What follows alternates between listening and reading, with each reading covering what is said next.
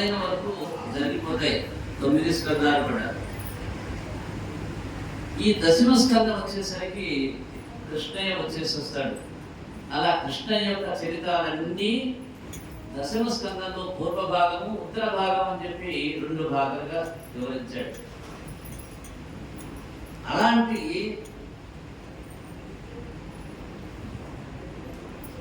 ఈ పూర్వ భాగంలో రుక్మిణీ కళ్యాణం అనేటువంటిది ఒక మహాద్భుత గాథ. ఇది విన్నంత మాత్రం చేత రుక్మిణీ కళ్యాణం చేసినందువల్ల, చూసినందువల్ల, విన్నందువల్ల, చదివినందువల్ల కలిగే ఫలితం చెప్పడానికి మాటలు చాలవని చెప్పి వివరిస్తుంది భాగవతమే. ఈ రుక్మిణీ కళ్యాణం చదివితే ఖచ్చితంగా యోగ్యుడైన వరుడు కన్యకు వచ్చి తీరుతాడని చెప్పి అనాదిగా వస్తున్నటువంటి ఒక ఆచారం.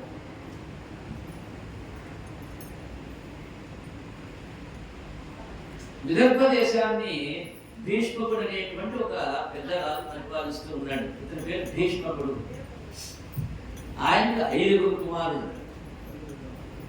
ఈ కుమారుల్లో రుక్మి, రుక్మబాహువు, రుక్మకేశుడు, రుక్మనేత్రుడు, రుక్మరథుడు అందరూ రుక్మ అనేటువంటి పేరుతో మొదలవుతూ ఉన్నాయి. ఇక వీరికి చివర 6వ సంతానంగా రుక్మిణి అనేటువంటి ఆమె జన్మించింది. ఈ 5గురు చెల్లెలైనటువంటి రుక్మిణి పెద్దదవుతోంది. వాళ్ళందరికీ అతి ప్రియురాలుగా ఉంది. మంచి ప్రేమతో పెంచుతున్నారు వీళ్ళంతా కూడా.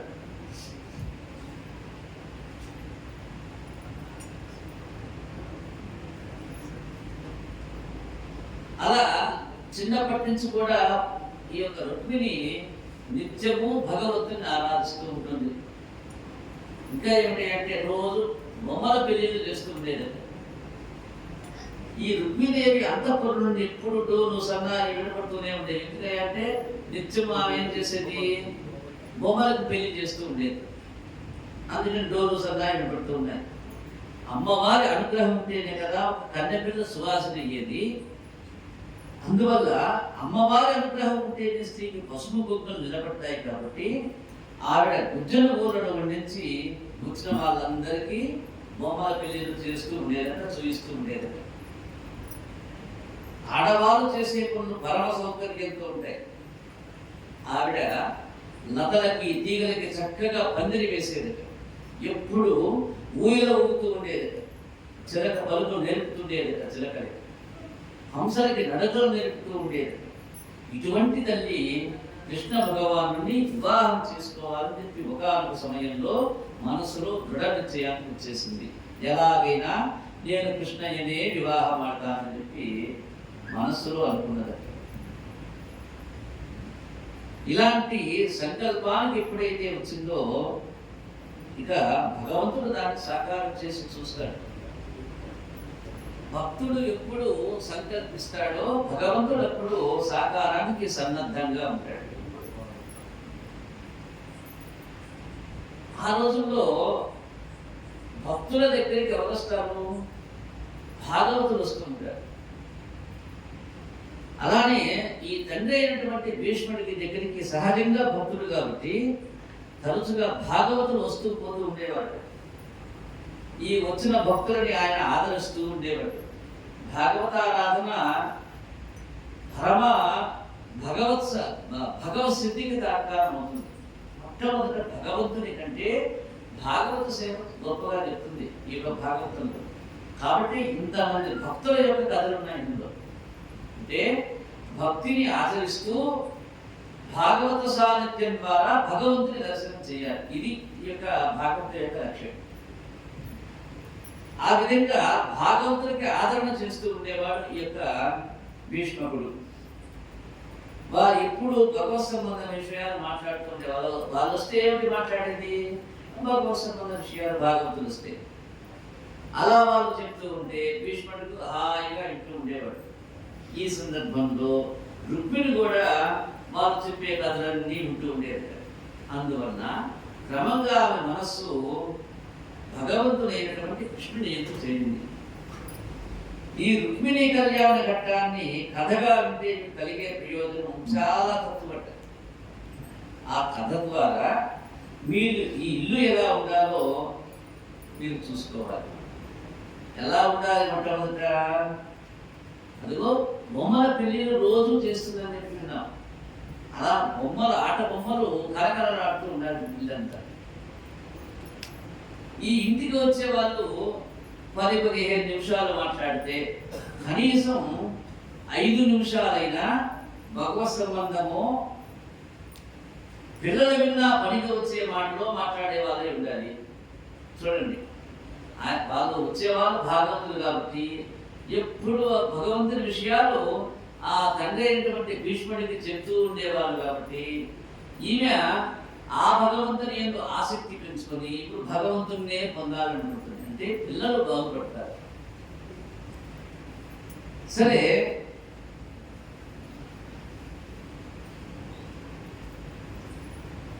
ఈ విధంగా తన ఇంటికి వచ్చిన భాగవతుల మాటల వలన రుక్మిణికి కృష్ణ పరమాత్మ యందు హృదయం లయించింది. ఆయన్నే వివాహం చేసుకోవాలని మనస్సులో నిశ్చయించుకున్నదట. ఆవిడ ధైర్యం కలిగినదై, పరబ్రహ్మతత్వాన్ని తెలిసి ఉన్నదై, ఇంతకు పూర్వం ఏ పురుషునికి తన హృదయంలో స్థానం ఇవ్వనదై, కులవతి ఆచార సంప్రదాయాలు తెలిసి ఉన్నదై, కేవలం కామంతో ఎవరో పురుషుని పొందేద్దామన్న ప్రయత్నం ఉన్నది కానిదై, ఇంతకు ముందు వేరొక పురుషుడి మనసులో కూడా నిలబడిన స్వరూపం కలిగిన ఉన్నదై, తన భర్తను తాను ఎన్నుకున్న స్త్రీగా ఇప్పుడు రుక్మిణీదేవి నిలబడింది.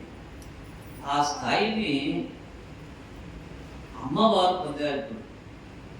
ఏమిటంటే, బంధువులెల్ల కృష్ణునకు బాలిక నిచ్చద వంచు సేవుషి సింధువదై విచారములు చెయ్యగా వార నడ్డు పెట్టి దుష్కందుడు రుక్మి కృష్ణునిడతాల విరోధము చేసి మత్త పుష్పదయం వేని శిశుపాలవకంచు ధరించనందుడై అన్నాడు. నల్లటి తుమ్మిదలు ఎలా ఉంటాయో అటువంటి చుట్టూ కలిగిన రుక్మిణీదేవిని కళ్ళు లేని వాడై పెద్దన్నగారైనటువంటి రుక్మి ఈ యొక్క రుక్మిణిని శిశుపాలకి ఇస్తానని చెప్పి అనుకున్నట్ట మనసులో. అమ్మవారి చుట్టూ నలుపుకి రుక్మికి ఏమిటి సంబంధం ఇక్కడ అంటే, నలుపు దేనికయా సాంకేతం అంటే చీకటికి సాంకేతం నలుపు. అమ్మవారి జుట్టు ఎలా ఉంటుంది? నల్లగా ఉంటుంది. జుట్టుకి ఒక లక్షణం ఉన్నదయా. నల్లని అమ్మవారి కబరీబంధాన్ని మీరు ధ్యానం చేసినట్లయితే అజ్ఞానం నశిస్తుంది అంటాడు.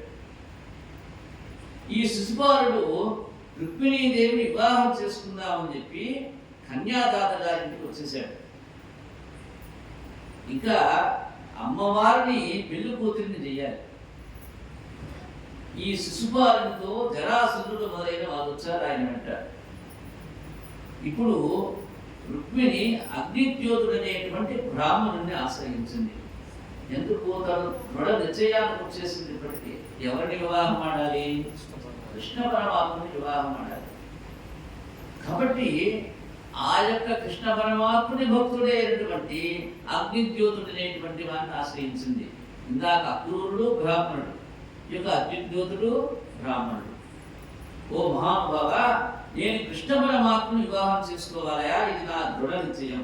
కానీ నా అన్నగారైన రుక్మి నన్ను శిశుపాలకు ఇచ్చి వివాహం చేయాలనుకుంటున్నాడు. అందుచేత నేను నీకు ఒక లేఖను రాసిస్తా. ఈ లేఖను తీసుకుని వెళ్ళి ఆ యొక్క ద్వారకలో ఉన్నటువంటి కృష్ణ పరమాత్మకు అందించి నన్ను కృతార్థుల్ని చేయమని చెప్పి అడిగింది ఆ యొక్క అగ్నిద్యోతుడిని. ఆ అగ్నిద్యోతుడు ఆ లేఖను తీసుకున్నాడు, ద్వారకా నగరానికి చేరాడు. కృష్ణ పరమాత్మ అగ్నిద్యోతుడు వచ్చాడని చెప్పి తెలుసుకున్నాడు.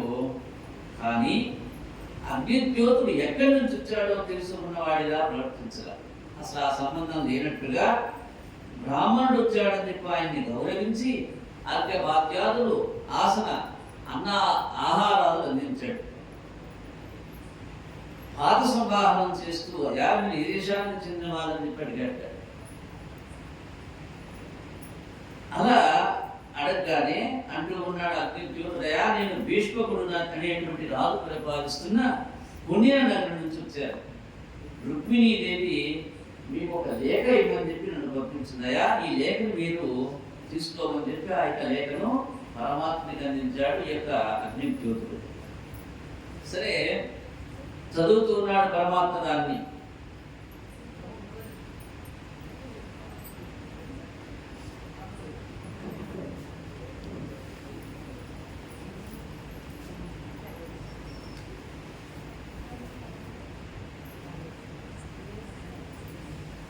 ఆ యొక్క లేఖలో, అయ్యా నీవు ధన్యుడవయ్యా ఓ కృష్ణయ్య, 10 మందిని ధన్యులు చేస్తావు నీవు ధన్యుడమైనందువల్ల, లోకమంతటికి ఆనందాన్ని చేకూరుస్తావు నీవు భగవంతుడివి. ఐశ్వర్యము, బలము, జ్ఞానము, శక్తి, వీర్యము, తేజస్సు ఏమిటివి? షడ్గుణ ఐశ్వర్యములు అంటాడు వీటిని. ఈ షడ్గుణ ఐశ్వర్యములు కేవలం ఉన్నది ఒకే ఒక్కడికి, ఎవరైనా భగవంతుడైనటువంటి శ్రీమన్నారాయణుడికి. ఇక ఎవ్వరికి యొక్క షడ్గుణ ఐశ్వర్యము లేవు. కాబట్టి మనకి ఈ యొక్క భాగవతంలో కృష్ణస్తు స్వయం భగవాన్ ఉంది. భగవంతుడు స్వయంగా తనకున్నటువంటి అంశాలన్నీ ఎవరిలో ఉన్నాయంటే కృష్ణ పరమాత్మలో. ఎందుకని? ఆ యొక్క భగవంతుడి యొక్క స్వరూపాలైనటువంటి, భగవంతుడి లక్షణాలైనటువంటి 6 గుణాలు చెప్పాడు. ఏమిటవి? ఐశ్వర్యము మొట్టమొదటిది, రెండవది బలము, మూడవది జ్ఞానము, నాలుగవది శక్తి, ఐదవది వీర్యము, ఆరవది తేజస్సు. ఈ 6 గుణాలు ఐశ్వర్యవంతంగా ఉండాలి. అంటే అవి తరగకూడదట. ఇన్ని ఉన్నా కానీ శక్తి సన్నగిల్లిపోవచ్చు ఒకటికి, తేజస్సు సన్నగిల్లొచ్చు ఒకటికి, బలము తగ్గిపోవచ్చు ఒకటికి, జ్ఞానము ఒక్కోసారి అజ్ఞానంలో పడిపోవచ్చు, మరొకసారి వాడికున్న ఐశ్వర్యాలు సంపూర్ణంగా ఆవిరైపోవచ్చు దాకా. కానీ ఈ 6 ఐశ్వర్యవంతులతో ఎవరైతే కలిగి ఉంటారో అతన్ని భగవంతుడు అన్నాడు. అవి సంపూర్ణంగా కృష్ణ పరమాత్మలో ఉన్నాయని పంటుంది రుక్మిణీ మాత. నేను కానీ గత జన్మల్లో ఎప్పుడైనా వ్రతం చేసిన దాన్ని అయితే, ఒక నోము నోచిన దాన్ని అయితే, ఒక మహానుభావుడైన సద్గురువు పాదాలు వత్తిన దాన్ని అయితే, మనస్ఫూర్తిగా వారి యొక్క పాదాలు ఒకరికి పెట్టిన దాన్ని అయితే, నాకు అటువంటి పుణ్యమే ఉంటే అధముడైన చేరి ప్రభువు సుపారుడు నీ చేతిలో మరణించుగాక, నేను నీ దారిని అవుదుగాక అని చెప్పి. అంటే దృఢ నిశ్చయానికి వచ్చింది. మా నాన్న చనిపోయినా సరే, మా అన్న ఏమైనా సరే, నేను మటుకు నీ దాన్ని అవ్వాలి అంటూ ఒక స్త్రీ ఎలాంటి ధర్మాన్ని పాటించాలో స్పష్టంగా ఇప్పుడు చెప్తుంది. ఇది అర్థం చేసుకోవాలి మనం భాగవతంలో. ఈ రుక్మిణీ కళ్యాణ ఘట్టంలో వివాహానికి పూర్వం ఒక స్త్రీ ఎలా ఉండాలో స్పష్టంగా వాళ్ళ చేత చదివించి మరీ చెప్తుంది. ఏమని చెప్తుందిట? కృష్ణ పరమాత్ముడికి ఒకే మాట చెప్పింది. అయ్యా, నేను కనుక గత జన్మలో ఒక వ్రతాన్ని చేసినట్లయితే, అంటే అర్థం ఏమిటి? ఈ జన్మలో నువ్వు ఒక్క వ్రతాన్నైనా ఆచరించాలి. నేను గత జన్మలో ఒక నోము నోచిన దాన్ని అయితే నోము ఆచరించాలి. ఒక మహానుభావుడైన సద్గురువు పాదాలు వత్తిన దాన్ని అయితే, అంటే గురువు యొక్క సదాశ్రయాన్ని పొందాలి స్త్రీ అన్నటువంటిది. ఒకరికి పెట్టిన దాన్ని అయితే, అంటే దానం చేయగలిగి ఉండాలి. నాకు అటువంటి పుణ్యమే ఉంటే ఇవన్నీ పుణ్యకార్యాలుగా చెప్తుంది రుక్మిణీ మాత. ఈ పుణ్యకార్యాలు ఆచరించినటువంటి స్త్రీ వచ్చే జన్మలో ఏమవుతుందట? ఇలా రుక్మిణిలాగా షడ్గుణ ఐశ్వర్యములు కలిగినటువంటి భర్తని పొందుతున్నది. కాబట్టి ఈ యొక్క శిశుపాలుడి మరణించుగాక నేను నీ దాన్నవ్వాలని చెప్పి ఒట్టు పెట్టేసింది కృష్ణ పరమాత్మ మీద. ఇక అయా ఓ కృష్ణయ్య, ఈశ్వర సంబంధమైన గుణములు నా యందు ప్రవేశపెట్టాలి నీవే నా దగ్గరికి రావాలి, నన్ను ధన్యురాలను చేయాలయా, నాకు ఉన్న అర్షడ్వర్గాలు అణచాలి, ఇంద్రియ లౌల్యాన్ని తగ్గించి రాక్షస వివాహం ద్వారా నీ దాన్ని చూసుకోవాలని చెప్పేసింది అదే లెటర్లో. ఓ రుక్మిణి, నీవు చెప్పేవో బాగానే ఉంది. నీవు ఎక్కడో అంతఃపురంలో ఉంటావు, నీ దాకా వచ్చి నిన్ను నేను తీసుకువెళ్ళాలంటే ఎందరినో చంపాలి. అడ్డు వస్తే భీష్మకుడిని చంపవలసి ఉంటుంది. అప్పుడు నా కోరిక వల్ల ఇలా అయిపోయారా అని చెప్పి నీకు మోహబుద్ధి ఏర్పడితే మా వారు నన్ను పెళ్లికి ముందు ఊరి చివర ఉన్న పరమశివుడి యొక్క ఇల్లా అయిన పార్వతీదేవితో కలిసి కూర్చున్న మహాదేవుడైనటువంటి శంకరుడి యొక్క ఆలయానికి పంపిస్తారయా, నేను అక్కడికి వచ్చి సర్వమంగళాదేవిని అర్చన చేస్తాను. ఇది మా యొక్క ఇంటి ఆచారం. ఆ సమయంలో నీవు వచ్చి నన్ను నీ రథం ఎక్కించుకుని తీసుకుని పోని ఉపాయాన్ని అమ్మవారే బోధ చేసింది కృష్ణ పరమాత్ముడికి. అమ్మవారు అలా చెప్పడంలో తన యొక్క పూర్తయినటువంటి భగవంతుని మీద ఉన్నటువంటి రమ్యత అర్థమవుతుంది. ఇక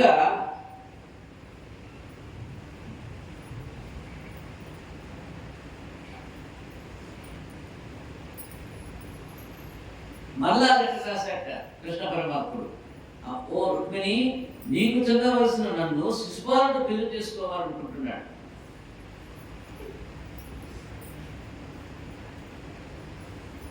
వాడెవరు నన్ను పెళ్లి చేసుకోవడానికి? అసలు నీవు పురుష సింహాలని, సింహం తినవలసిన పదార్థం నక్క తిందామనుకుంటే సింహం నక్కను ఎలా చేస్తుందో అలా నీవు వచ్చి నీ యొక్క ప్రతాపం ఏమిటో చూపించి శిశుపాలుని తలవార్చి నన్ను చేపట్టాలయా, ఇది నా ప్రార్థన అని చెప్పి మళ్ళా తెలియజేసింది. నీ పాదాల నుండి శ్రమించి ఆకాశగంగ యందు మునగ వేయాలని చెప్పి కోరుకునే మహాపురుషుల్లాగా ఈ జన్మకే కాదయా, 100 జన్మలైనా సరే పొందితే నిన్నే పొందుతాను, పొందకపోతే నీ కోసం వ్రతం చేస్తాను. అది కూడా సాధించలేకపోతే నా యొక్క శరీరాన్ని అగ్నిపాలు చేస్తానని చెప్పి మరిొక లేఖలో కృష్ణ పరమాత్మని విన్నవించుకుంది రుక్మిణీ మాత. జై రమారమణ గోవింద.